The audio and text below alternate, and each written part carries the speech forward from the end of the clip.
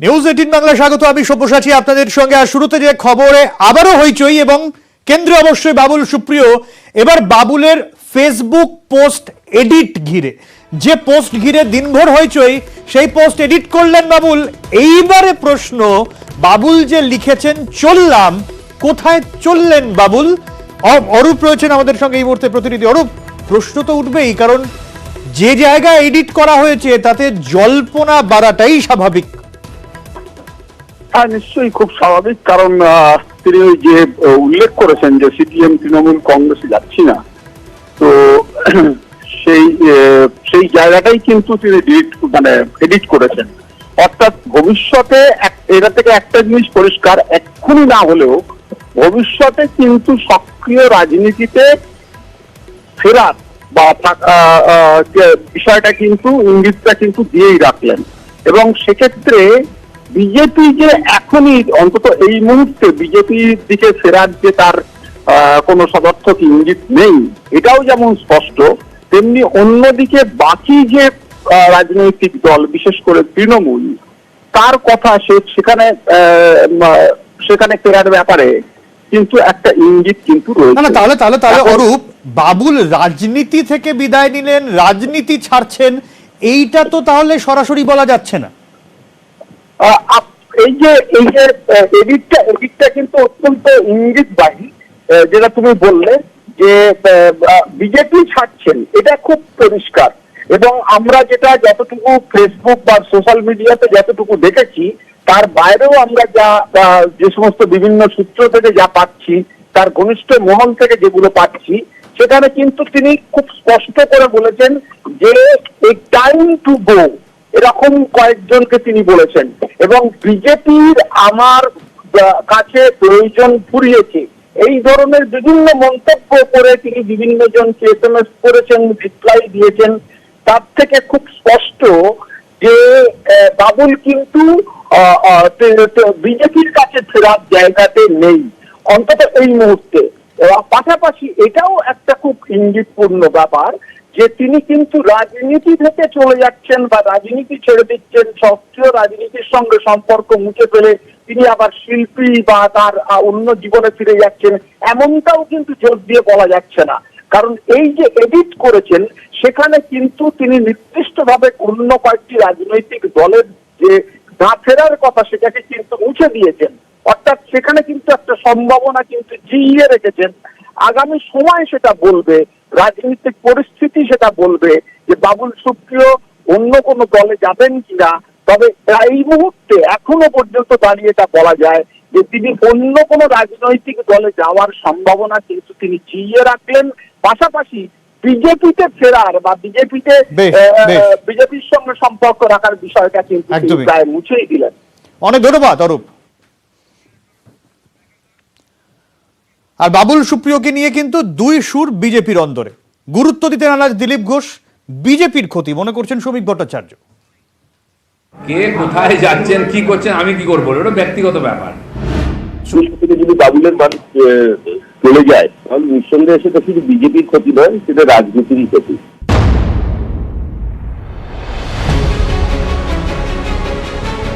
Facebook post করে রাজনীতিকে বিদায় জানালেন বাবুল সুপ্রিয়।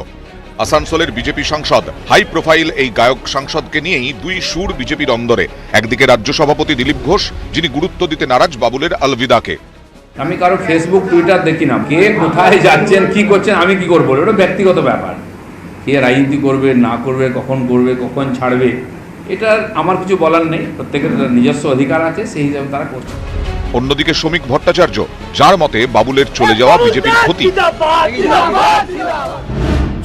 যদি বাবুলের মানুষ চলে যায়, তাহলে নিঃসন্দেহে সেটা শুধু বিজেপির ক্ষতি নয়, সেটা রাজনীতিরই ক্ষতি। আমি চাইবো সে তার স্ট্যান্ডকে রিকনসিডার করুক। আমি বিশ্বাস করি বিজেপিতে ছিল, আছে এবং থাকবে। কদিন আগে একইভাবে সোশ্যাল মিডিয়ায় বিজেপির যুব মোর্চা থেকে পদত্যাগের কথা ঘোষণা করেছিলেন সৌমিত্র খাঁ। পরে ইস্তফা ফিরিয়েও নেন। বাবুলের পোস্ট নিয়ে তিনিও মুখ খোলেন এদিন।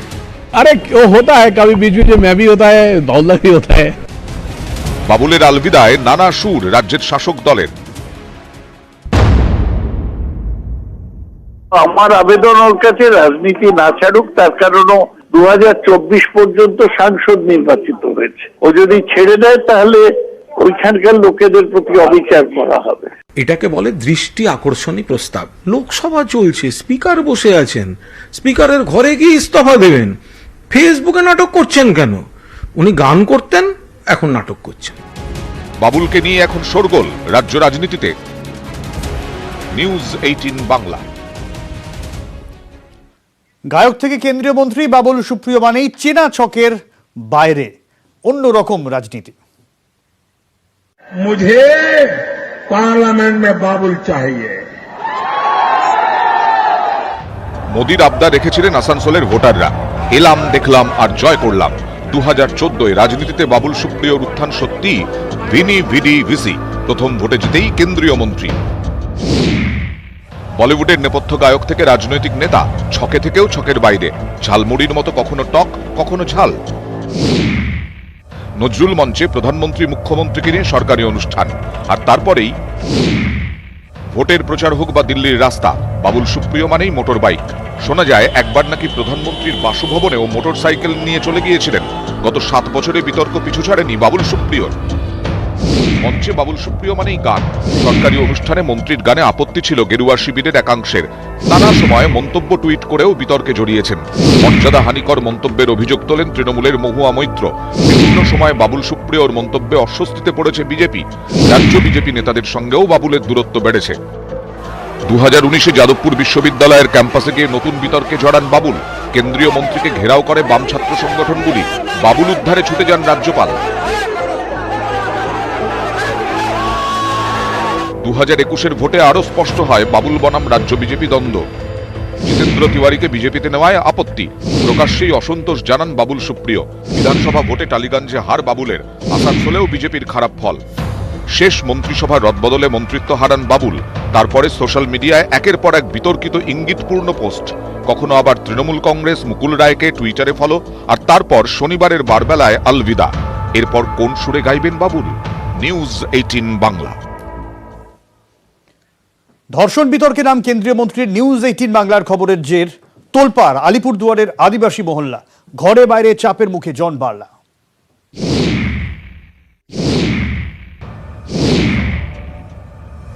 আদিবাসী মহিলার ওপর নির্যাতনকারীকে আড়াল করার অভিযোগ।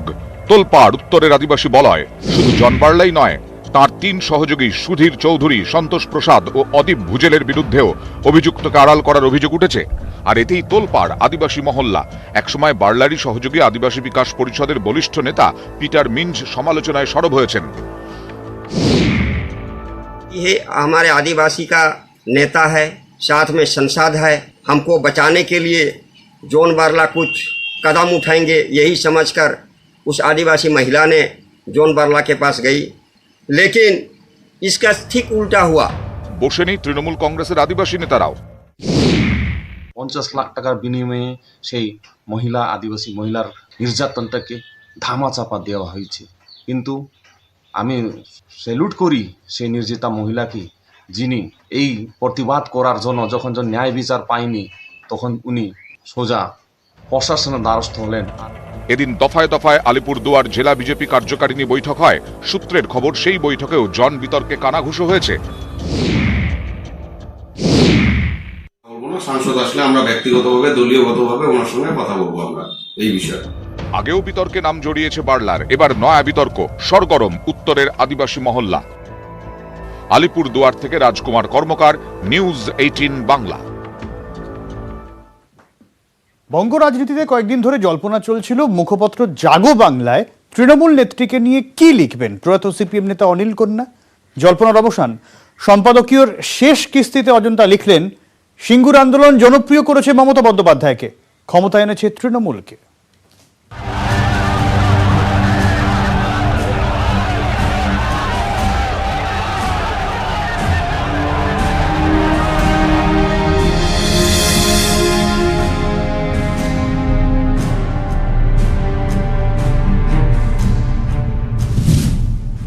জুলাই তৃণমূলের মুখপত্র জাগো বাংলায় বঙ্গ রাজনীতিতে নারী শক্তি শীর্ষক নিবন্ধ। আর এই সম্পাদকীয় ঘিরেই অসংখ্য প্রশ্ন, কারণ অবশ্যই লেখিকা ও নিবন্ধে ব্যবহার করা স্ট্র্যাপ। সম্পাদকীয়র যে কিস্তি শুরু হয়েছিল রাজনীতিতে বাসন্তী দেবী সরোজিনী নাইডুদের অবদান নিয়ে, তার শেষ হল তৃণমূল নেত্রী মমতা বন্দ্যোপাধ্যায়ের রাজনৈতিক উত্থান দিয়ে। একসময় সিপিএম এর মুখপত্র গণশক্তির সম্পাদক ছিলেন প্রয়াত সিপিএম নেতা অনিল বিশ্বাস। তার কন্যা তৃণমূলের মুখপত্র জাগো বাংলায় কি লেখেন সেদিকেই নজর ছিল সকলের। শেষ কিস্তিতে অজন্তা মমতা বন্দ্যোপাধ্যায়কে মাননীয় মুখ্যমন্ত্রী ও জননেত্রী উল্লেখ করেছেন। বাংলার রাজনৈতিক ইতিহাসে মমতাকে অন্যতম সেরা বাঙালি নারীও বলেছেন তিনি। অজন্তা লিখেছেন কিভাবে কঠিন লড়াইতে বারবার জয়ী হয়েছেন মমতা। অগ্নিকন্যা, দিদি, ঘরের মেয়ে অভিধাও অর্জন করেছেন তিনি। মমতার উত্থান সক্রিয় রাজনীতিতে মহিলাদের অবস্থান পরিবর্তন করেছে বলেও উল্লেখ করেছেন অজন্তা। উঠে এসেছে সিঙ্গুর আন্দোলন প্রসঙ্গ। 2006-এর আন্দোলনে নেতৃত্ব দিয়েই 2011 নির্বাচনে রায় মমতার পক্ষে গিয়েছিল বলে লেখেন অনিল কন্যা। অনিল বিশ্বাসের মেয়ে হিসাবে আমি গর্বিত। এটা আমার বংশ পরিচয়। প্রত্যেক মহিলাদের নিজস্ব লড়াই আছে। একইভাবে মমতা বন্দ্যোপাধ্যায়কেও রাজনীতির লড়াইয়ের ময়দানে নামতে হয়েছে। এই লড়াইয়ে তার হার না মানা মনোভাব সাম্প্রতিককালে রাজনীতিতে প্রণিধানযোগ্য। এই কারণে ইতিহাসের একজন গবেষক হিসাবে ওনার অবদানের কথা আমার প্রবন্ধে আমি উল্লেখ করেছি। লেখিকার পিতৃপরিচয় বিচার না করে বা রাজনীতির রং না দেখে লেখাটার গুণমান দেখে বিচার করা উচিত। সত্যিই যদি কেউ বঙ্গ রাজনীতিতে নারী শক্তি নিয়ে লিখতে চান তো মমতা বন্দ্যোপাধ্যায়কে বাদটা দেবেন কি করে? অজন্তার লেখার প্রথম, দ্বিতীয় ও তৃতীয় কিস্তিতে উঠে এসেছিল প্রাক স্বাধীনতা ও স্বাধীনতা পরবর্তী সময়ে মহিলা রাজনীতিকদের অবদান। সেখানে অনেক বামপন্থী ও অবামপন্থী মহিলাদের অবদানও উল্লেখ করা হয়েছে। শেষ পর্বে রবীন্দ্র ভারতীর ইতিহাসের অধ্যাপক অজন্তার লেখায় উঠে এলো মমতা প্রসঙ্গ। তা বঙ্গ রাজনীতিতে কতটা প্রভাব ফেলে এখন সেটাই দেখার। যে বিধি দ্বারা স্থাপিত ভারতের সংবিধানের প্রতি আমি অকৃত্রিম নিষ্ঠা ও আনুগত্য পোষণ করিব। আবির ঘোষাল, নিউজ 18 বাংলা। বিশৃঙ্খলা রুখতে করোনা টিকাকরণে ব্যবস্থা করা হয়েছে কুপনের। এবার এই কুপন বিক্রির অভিযোগ জানিয়ে অশান্তি চরমে। শিখে কোভিড বিধি, মানিকতলায় আটক এক।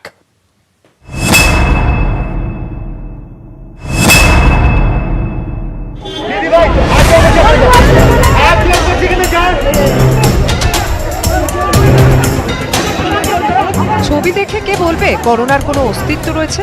কোথায় দূরত্ববিধি, কোথায় মাস্ক?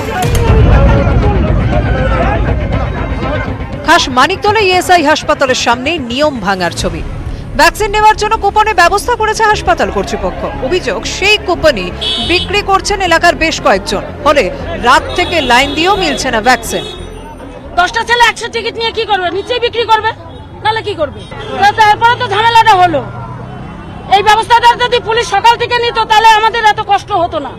5 घंटे से खड़े हैं, इतना धक्का धक्की और मारपीट हो रहा है। कुछ आदमी लोग यहाँ पर पैसा लेके ये करता है, बिक्री करता है सब कुछ। हम लोग आज 8 बजे रात से खड़ा है, सब पीछे से आके सब आगे ले लिया। हम लोग यहीं का तहीं पर अभी तक खड़ा है। দেখা যাচ্ছে যে কিরকম ভিড় হচ্ছে এবং কিরকম মানুষ, কত ভ্যাকসিন আছে সেই তার থেকে মানুষের সংখ্যা কত, এবং সেই মানুষ কিন্তু ঘন্টার পর ঘন্টা, কেউ কালকে রাত থেকে লাইন দিয়ে রয়েছে। দেখা যাচ্ছে যে লাইন, অর্থাৎ আরো একটি লাইন তৈরি করা হচ্ছে যাতে সেই লাইনের উপর থেকে চাপ কমে যায়। ঘটনাকে কেন্দ্র করে চরমে ওঠে বিক্ষোভ। সামাজিক দূরত্ব বিধি ভেঙে চলে অশান্তি। সামাল দিতে ময়দানে নামে পুলিশ। বিশৃঙ্খলার অভিযোগে আটক করা হয় একজনকে। ক্যামেরা সুব্রত জানার সঙ্গে উজ্জ্বল রায়, নিউজ 18 বাংলা।